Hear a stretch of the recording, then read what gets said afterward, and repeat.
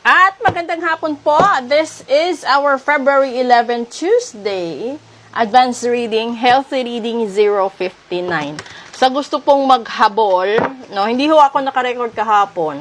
Kasi sa dami po ng nagpa-reading at nagpa-ritual patungkol po sa mga relasyon nila, Valentine's nila. At ito, dito muna tayo mag-focus, okay? Kuha tayo dito ng isa. Pagkatapos, discuss natin. Patungkol ito sa kalusugan, Ayun, and lumabas yung strength, 'di ba?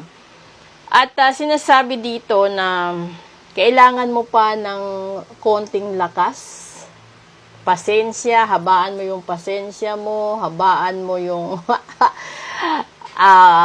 passion mo doon sa hinihiling mo. Kung ito naman ay tungkol sa isang karelasyon mo or nag-iisip ka kung paano mo sasabihin ba ito, kung paano mo kakaharapin, no, yung kasalukuyan. Siguro, problema natin ngayon, hindi lang dahil sa pera, kundi dahil na rin siguro sa mga mahal natin sa buhay. Kasi alam nyo, kalimitan, no, lahat ng tao masisipag. May iilan siguro na tamad, meron namang mga napagod na. Alam nyo, yung punto na kakahanap mo ng trabaho, hindi ka matanggap dahil sa taas ng standards. Tapos, meron namang iba, mataas yung pinag-aralan, pero hindi naman makapagsimula sa malaking sahod. Kailangan magtiis sa maliit na sahod. Yung pinaka-worst na nasisense ko dito sa strength is dumating sa punto na yung katawan hindi na kinaya. Hindi na kinaya ng katawan. Gusto ng isipan, gusto ng puso na bigyan ng magandang kinabukasan yung pamilya niya, no? Para naman magkaroon din siya ng sarili pang panahon para tuparin yung sarili din niyang mga pangarap para sa sarili niya. Alam mo, maraming tao na dahil buwan ng puso ngayon, maraming tao na napag-iwanan ng pagkakataong makapag-asawa, magkaroon ng love life, dahil sa priority nila yung pamilya nila. Siguro yung nasamid ako, no? Ngayon yung sasabihin ko dito, yung advice ko dito sa mga tao, wag naman kayo maging selfish. Bigyan nyo naman yung mga breadwinner ninyo ng pagkakataong magpahinga, i-enjoy yung sarili nilang income, yung magkaroon din sila ng sariling love life, yung ma-feel din nila na kaya pa nilang i-enjoy yung sarili nilang income. Kasi yung ibang tao, lalong-lalo na yung breadwinner, uuwi na lang sa pamilya nila, wala ng lakas, sakitin na, minsan yung iba nakakabaong na, yung iba naman, wala na, 'di ba? Pinaglipasan na ng panahon. Paano pa nila i-enjoy yung buhay nila kung meron na silang sakit? They will never savor the life na ito, sahod ko, gusto kong pumunta sa ganito, gusto kong kumain ng ganito, dahil hindi mo na makakain.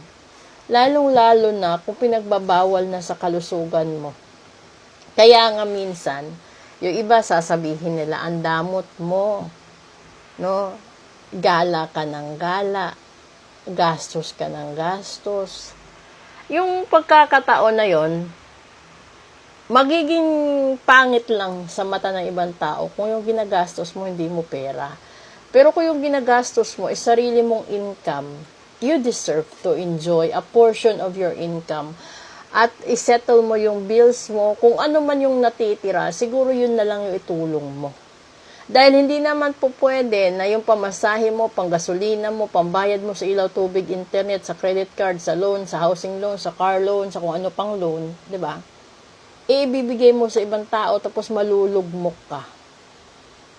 May ganun May mga ganun tao, and that's part of Filipino life. Talaga, ito yung strength na ito, kalimitan sa Pinoy, puso at isipan.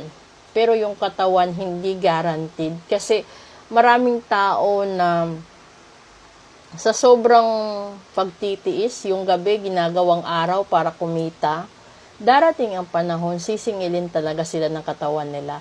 'Di ba? Subukan mo yung makina, kapag hindi mo pinatigil, iinit. Ganon din yung katawan ng tao. Lalong-lalo na kapag lumipas yung 10 taon, 15 taon, hindi na siya katulad ng dati. Kung dati mabilis siyang kumilos, kaya niya mag-overtime, kaya niya mag-straight ng trabaho, ngayon hindi na. So, punta tayo sa daily episode, tignan natin kung ano yung paraan na pwede nating panghawakan, or sabihin na natin ano yung paraan na pwede nating gawin para naman hindi kawawa yung taong naghahanap buhay para sa atin. Dahil kung totoo natin silang mahal, bigyan din natin sila ng space to enjoy their own life. Kasi hindi sila ipinanganak sa mundo para maging hero ng buong angkan. Okay? Proceed tayo sa daily episode. Thank you!